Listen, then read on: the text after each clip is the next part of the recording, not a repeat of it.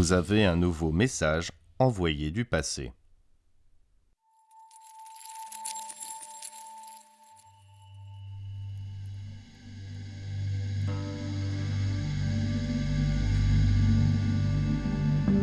Des inscriptions à demi effacées, des fragments de pierre produits de l'histoire et conservés dans de nombreux musées de Chine.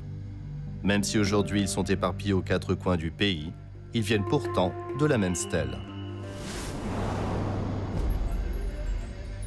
Il s'agit des classiques sur stèle les plus anciens que l'on possède actuellement. Les classiques sur stèle du règne du Siping sont un ensemble de stèles gravées des deux côtés, à savoir 46 pièces sur lesquelles sont retranscrits 7 classiques confucéens, soit plus de 200 000 caractères, ce qui est tout à fait unique dans le monde.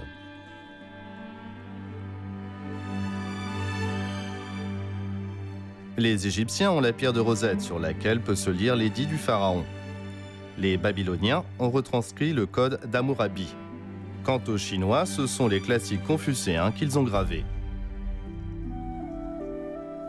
Au début de la dynastie des Han, les gens ordinaires peuvent espérer s'élever grâce aux études. Les classiques confucéens servent alors officiellement de manuel scolaire. Dès lors, ils fixent les valeurs morales encadrant le développement de la société. Il n'y a jamais eu autant d'écoles en Chine. Le système éducatif mis alors en place va perdurer jusqu'à l'époque contemporaine. En ce temps-là, l'imprimerie n'avait pas encore été inventée et la diffusion des classiques reposait principalement sur le recopiage, source d'erreur.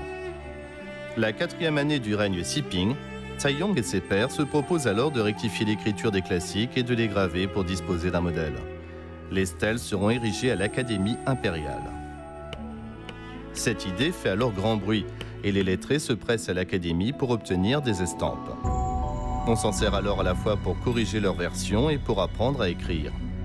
L'intégralité des classiques du règne Siping a été gravée sous la forme calligraphique la plus standard, à savoir l'écriture officielle de la dynastie Han.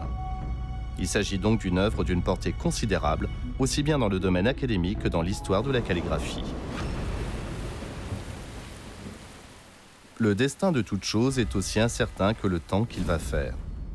2 ans après l'achèvement de l'œuvre, voilà que le pays est en pleine anarchie. 7 ans plus tard, le seigneur de guerre Dong Zhuo détruit Luoyang, la capitale. Les stèles sont alors fortement endommagées. Si elles sont restaurées au début de la dynastie des Wei, voilà qu'ensuite elles se retrouvent dispersées. Durant les dynasties du Nord et du Sud, les stèles sont transportées jusqu'à Yedo.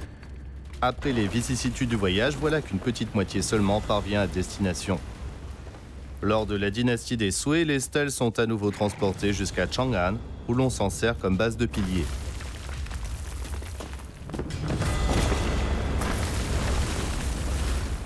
Un certain Wei Zheng, grand érudit de la dynastie des Tang, sauve ce qui peut l'être, à savoir moins de 10% du total.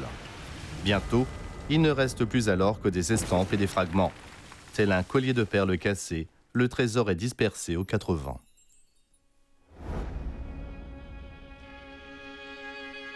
Ce morceau de stèle du règne Siping retranscrit ici un passage du I Ching, le classique des mutations.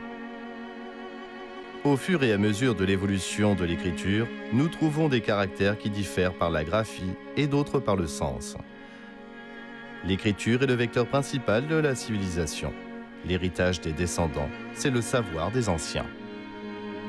Les classiques sur stèle ont ouvert la voie à la version définitive. Les stèles ont ainsi été le support premier de la culture classique chinoise, l'aune à laquelle la culture traditionnelle a été normalisée.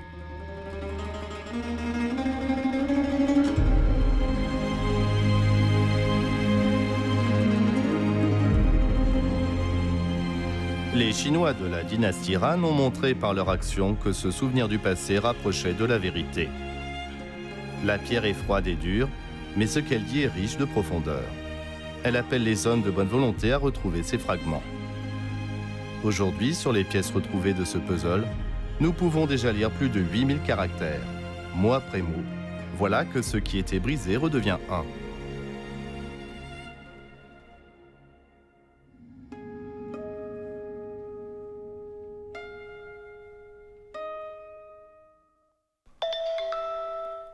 De nouveaux messages du passé attendent d'être lus.